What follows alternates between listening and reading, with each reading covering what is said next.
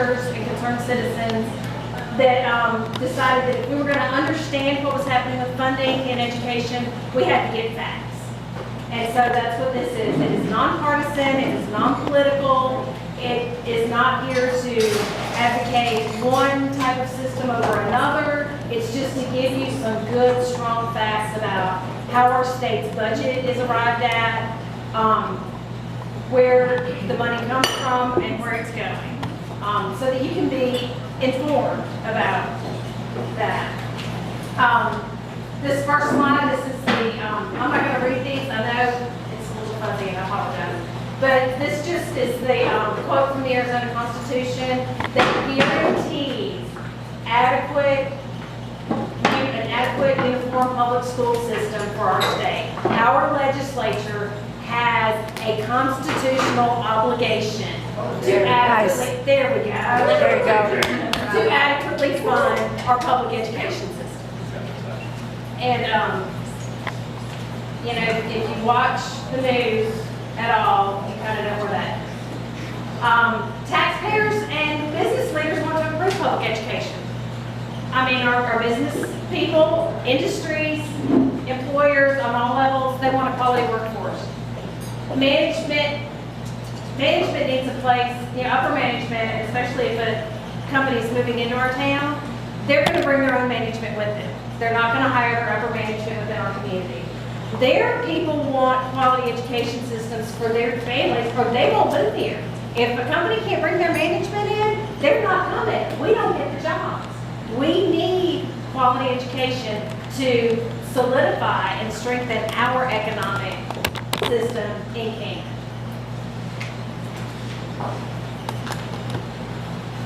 This is, I'm sorry, my pie chart colors aren't good. I had to reconstruct this last night. This is the part of the pie that goes to Arizona public education, K-12 education. It's 43% of the overall state budget. And when you look at just the pie graph, it looks like education's getting a pretty good chunk.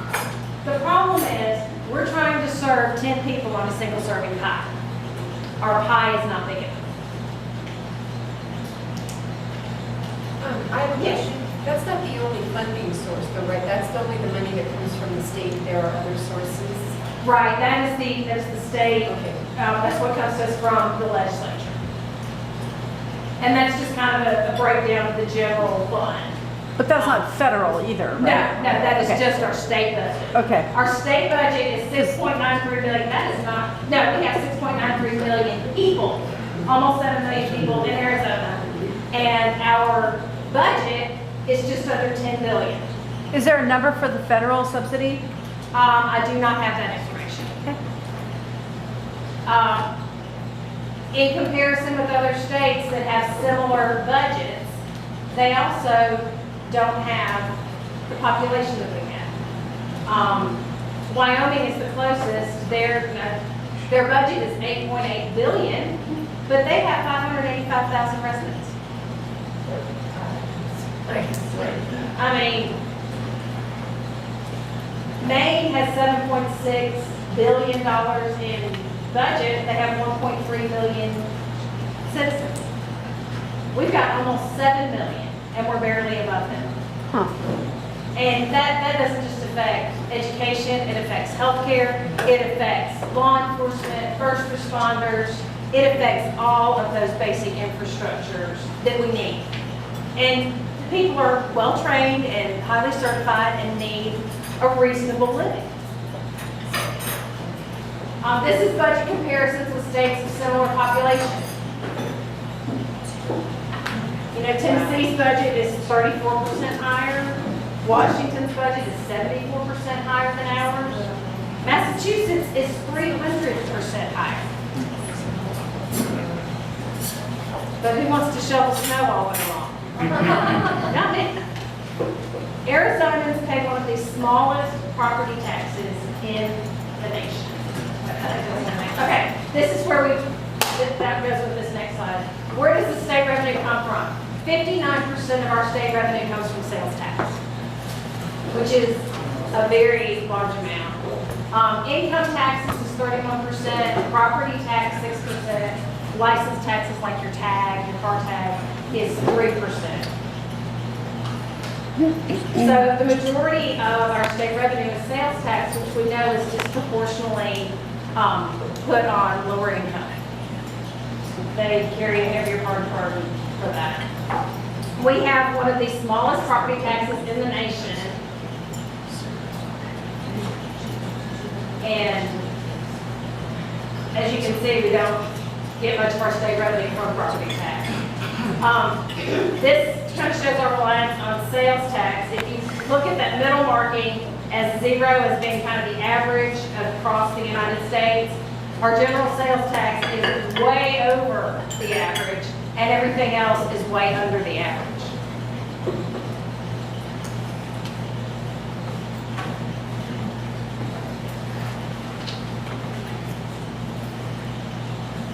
So do we not have corporate income tax at all in Arizona? We have some, but it's very low. We have some of these. We have one of the lowest corporate tax brackets. Because that wasn't even on the other percentage. Right. So then why isn't Arizona attracting companies like Google, Amazon? I mean, all these companies who are trying to look We have no for, workforce. because what? That's what, we don't have the labor force to support the. Because the majority of Arizona population is retirees? It's retirees Okay. and is low technical skill. Okay. Companies like Google and Amazon have consistently said they will not move to Arizona because we don't invest enough in our educational system. But that's a long-term thing versus, I mean, they want a short-term answer to build their business, but they're saying long-term, building education is like 10, 12 years to get kids who are willing to work in atmospheres like this. Do you know what I'm saying? Yeah, and we've got to put the money in on the front end. Right. If we want to attract. Oh, I agree business, entirely. We've got to put the money in on the front end. Yeah, I agree entirely. Well, it's also the point that Susan made at the beginning was that, you know, these people are going to bring their employees and their managers, and they have kids that need to go to school, Right. and so. So there's nothing for them when they get here. Right. I agree. And they won't move to a place they can't move their management to. Right. Where their management will. And see, like, I just moved here from Portland, Oregon. And so from, and so for me, I mean, this is brand new territory. I'm looking at a raw baby and going like, wow, I'm looking at how this all works from a greater you know, Right. objective viewpoint outside of the fishbowl. Right. Because And Oregon has incentives, yes, and that's how they got Google, and that's how they got Nike. and Nike, and that's how they got digital, and that's how they and got, Netflix, right. and all of those companies. But Right. the other side of the story that people don't understand is the state of Oregon, is by giving them tax breaks and incentives, Right, also said that a percent of that workforce must come from our rural communities. right. And that is something that. Which is the Arizona diversity not issue, willing which is the to do. diversity issue that the state of Arizona is not willing to address, correct?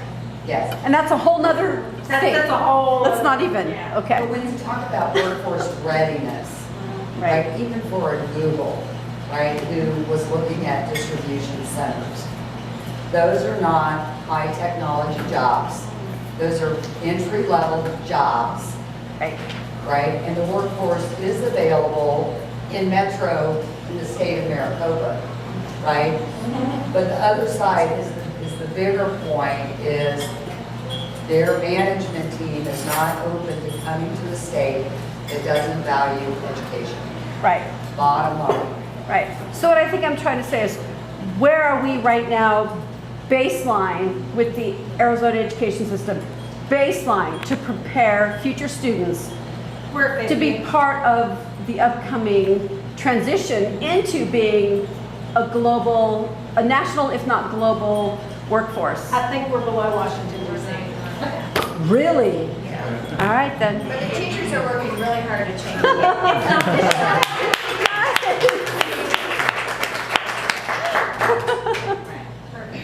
So this graph shows how sales tax disproportionately affects lower income, and that's, the way that that's figured is the dollars per $100 of income that that different income brackets will spend, and the reason it's higher for your lower income is because they have fewer hundreds of incomes to pull from.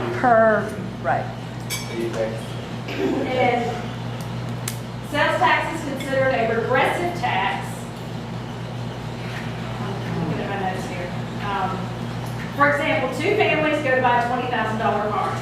One family only makes $40,000 per year, the other makes $200,000 per year. The sales tax, dollar to dollar, is exactly the same. But the regressiveness of the sales tax means that the percentage of the income that the $40,000 income family pays is much greater than the percentage of the income that the $200,000 earning family makes. Sales tax is considered progressive because it takes a larger percentage from low-income families. According to the Arizona Center for Economic Progress, when all types of state and local taxes are combined, the families with incomes in the bottom 20% pay nearly 3 times more than the families in the top 1%. You know, the families that can least afford it are paying the bulk of it.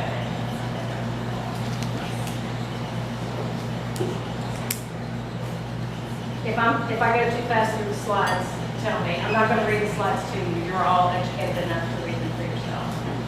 Is this in a digital form that can be uploaded onto the website, the center? It is in the digital form. I don't know if we can upload it onto a public site. though. Okay. Yeah, I would like to have a copy of it. I can make sure that you have personal income. Yeah. Yes. So where do our funds come from? Education funds come from Prop 301, local funds, which is our local property tax.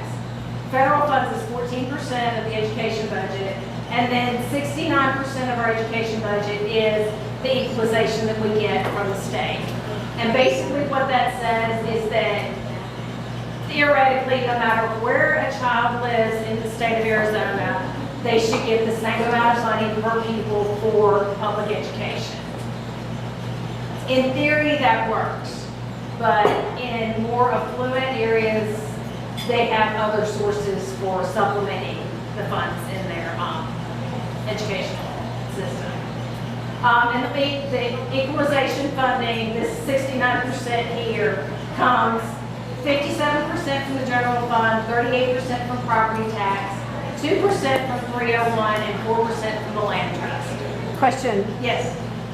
So Prop 301, that's mandated through taxation. Yes. Local funds are mandated through what? Property tax. Okay, so that's mandated. Federal funds are also mandated. Is that correct? Yes. Are the federal funds that are mandated, are they divided into what those federal funds can actually go to? Or is it a blanket? It's a block grant. So they're just giving you X amount of dollars and you can use them as you see fit? Right. Okay. Susan? Yes. What I read about this, the equalization, and so correct me if I'm wrong in interpreting what I read, is prior to a certain period of time, I don't remember what, but it doesn't matter, that it was not based this way, that it was, and so then they went to this equalization. But what it seemed to me is that starting point, that all the different schools, even though that equalization kicked in, they were still starting at different starting points. So the schools that were already deficient in their buildings, none of that was remediated, and so Right. the equalization never really addressed those deficiencies. Is that an accurate? Yes, that's Okay. Except that's not exactly, there was a time with that building thing, that was a huge thing. There were poorer districts that could not go out to bond to build their buildings. And at that time, our state provided funding for those schools. So when you look at, for example, Hackberry, that was built by state funds because they didn't have the bonding capacity. That has since ended. That has since ended. So if you go to these small schools and they maybe were able to get a new roof on their building, that is no longer available to our schools. So any school that is falling apart now has no funding like that. So where does the maintenance for those kinds of buildings come from? They're falling apart. So there was no calibration. Locally, they're falling apart? They could if they don't have, locally in Kingman Unified School I mean- District, we have bonding capacities because you have enough residents. But if you go to some of these smaller districts and you say, If you go to Valentine, yeah, Valentine. But what that means is that means you need to create a campaign to get local residents to pay extra money to preserve their establishments. Is that Well, correct? they're poor communities, and Which so. they do, they're just rural communities. Right, right. There's no- So it's, They would never be able to raise the money necessary. Okay. You know, like Valentine is like £5, you know, I mean, it's true. you know. so for somebody at some level campaigning politically, it was beautiful when it started, but it ended up being, The idea You know what I was mean? that the state would come in and they started robbing from it, Right. and they ended it. And so Right. at that point. because it that looked was great on happening. paper and it looked great during the campaign trail, but But the equalization did not address those deficiencies Wow. at that starting point. Absolutely. So they never calibrated. right. it never covered it. And then it just keeps getting worse because the equalization isn't really equal. Right. Because You literally have schools that are falling apart. I just wanted to see if We there was have, some. we have Cal Christie over here that we cannot use Right. because we do not have the funds for the abatement. Right, right. There are schools in the valley that don't have air conditioning. Well, and I read the thing about the busing system. What's up with that? Busing kids Same with no air thing. conditioning. There's a thing. Yeah. Okay. So districts can, and we were getting to this, districts can, do bonds and overrides. The problem with a bond or an override, and it goes to M&O, which is maintenance and operations. I had to ask somebody, I was like, what is M&O? Quit talking in acronyms, tell me words. Bonds and overrides are available, but again, when you don't have the tax base, when you don't have the economic security in your community, it's very, very difficult, if not impossible, to pass an override. And so, just to clarify, for us in our district here, this is particularly relevant because we have so many remote rural schools that fall into this category. It's not just like one or two or even three or four. Right. We're talking about the majority of our schools are falling into this category. they're not in Right. a unified school district. They're at risk. They're very much at risk. And even in Kingman Unified, in the Unified District, we have, I know for a fact that Kingman sends a van out to Meadview 2 round trips a day to pick up 1 student. And that's expensive. Rural districts have expenses that urban and suburban districts don't have. But we don't have as much capacity to generate funds locally. That's overall per pupil spending, the top 5 states and the bottom 5. And I'm shocked that Mississippi is above Arizona. Because I know what I came out of. And often voters from lower income areas are unable or unwilling to pass legislation to increase taxes due to lower property values and the additional expense to a family that's barely getting by is significant. It just is. So that's kind of where we stand, and it's kind of, doesn't make me feel very good. Corporate tax exemptions. Here we go. Tax credits cost the state budget $440 million in fiscal year 2017. $440 million. In each legislative session since 2005, which was before the recession, at least one new tax credit has been added or expanded. Between 2010 and 2016, even as state revenues remained low due to the recession, 8 new credits were granted. Today, there are 33 credits available to individuals and 22 available to corporations.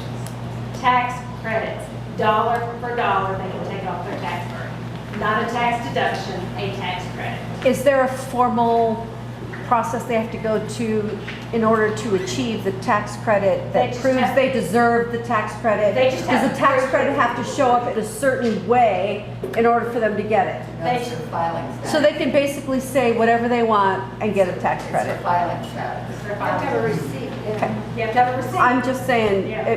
Okay. Very little. So Tax corporations are not as motivated to come here to benefit the population as much as they are to benefit their own bottom line. Am I correct when I say Yeah. that? Okay.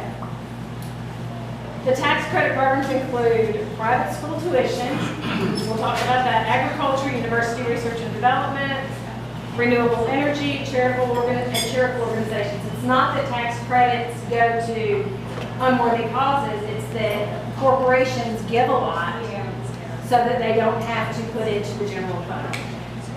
And they lack basic accountability and control.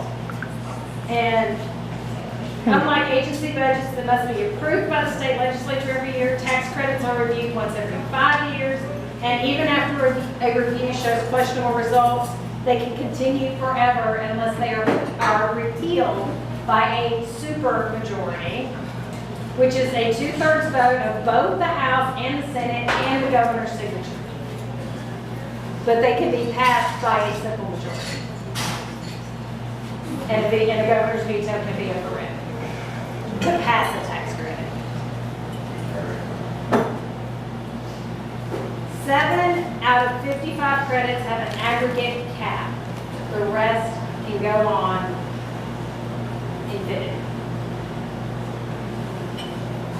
That's Security, people understand. Say that again. I know. 7 out of 55 have a cap. They can't go any higher than a certain amount. The rest of them, after those 7, can go as high as, to infinity. So what that means, give us an example in dollars. If random X wanted to donate or give 10,000, you know what I mean? Make it logical. Okay, there's a slide coming up that will Okay, explain. good. So 75% of corporations, not small businesses, corporations, pay the minimum tax liability of $50.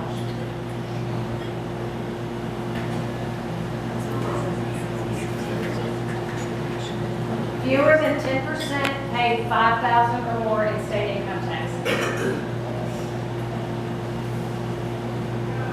And those tax credits they were given were supposed to be put back into the employees' pockets, which we know also has not That's not happened.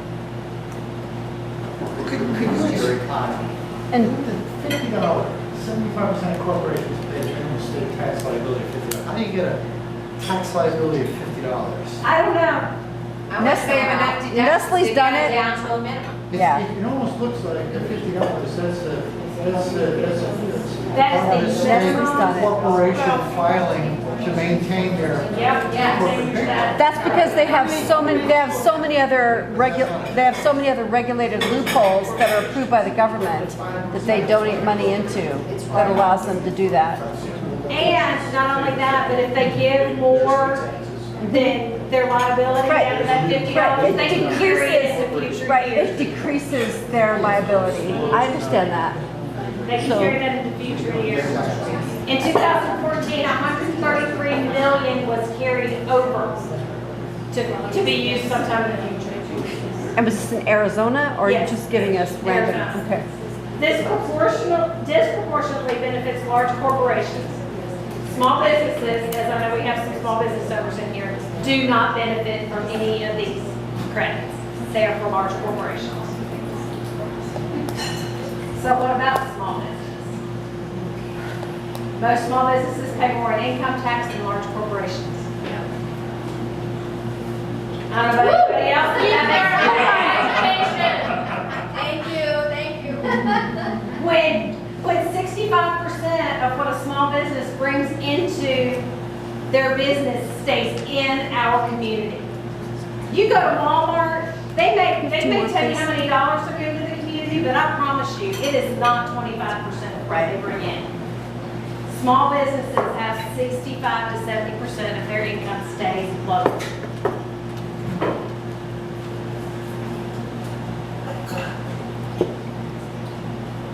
So on the business world, it's very much the same, like on the people side, when you're just looking at tax brackets, you've got the lower income, it's paying the most, and then the higher income, they're the ones paying the least.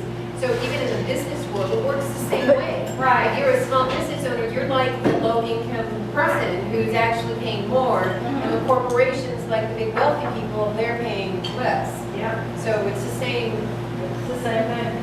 According to the Government Accountability Office, large corporations that bring in millions to billions of dollars pay 12.6% tax. Small businesses pay 31.6%. Is there any state or federal options for local businesses, tax benefits, tax resources? I mean, we all hear about, oh, buy local, stay local, all that kind of stuff. Is there anything that benefits that you're aware of? On a federal level, not that I'm aware of. Okay, You know, but listen to some of the candidates who are running, yeah, who want to change that. because think about it, that's what we're trying to preserve is the local economy and people who are small business owners, and that's what America is basically all about. I mean, I don't want to preach, but We have some candidates who, during their term, their goal is to equalize it, yeah, and then if they're reelected, to flip that percentage and have it be the higher tax on the corporations and less on the small. because the higher tax on the corporation can afford it, number one. Yeah. And number two, we need to preserve what America's all about. Well, if you can redistribute from the state back to the local, which you can do from the higher corporate taxes. Right, Because but your local, they're already staying local. as local businesses, we shouldn't have to fight for that right. That's what America's all about. Well, we shouldn't. So But here we are. We shouldn't have to fight for that. So look at your candidates. Anyway, So this shows you corporate tax credits to private schools can increase by 20% every year to infinity. There is no cap on it. So this bar graph gives a comparison up to 2016. We don't have the 2017 numbers. But 2016, the cap was $51.7 million. Yeah. That's not- By 2020, it can be 107, which is $1 billion, and it can increase by 20% every year to infinity. There is no cap on that. And we're already $1 billion in the hole in education. So this is an example of a tax credit that can just keep increasing with no cap. agreed. So essentially what's going on is they're donating corporate. to private schools, Right. robbing that from public budget, and then. So what you're saying is that we But should they also offer think our it- own private schools. But also think about this on a grand scale. When you donate to private schools, that means you have a say in what those children are being taught. Yeah, absolutely. So let's think about that for a minute. That's the You have a priority say is about what taxes. these kids are Yeah. being taught. And that may or may not be a good thing, depending on what your belief system is. That's exactly what is happening. Yeah. I want to teach you to be a rifle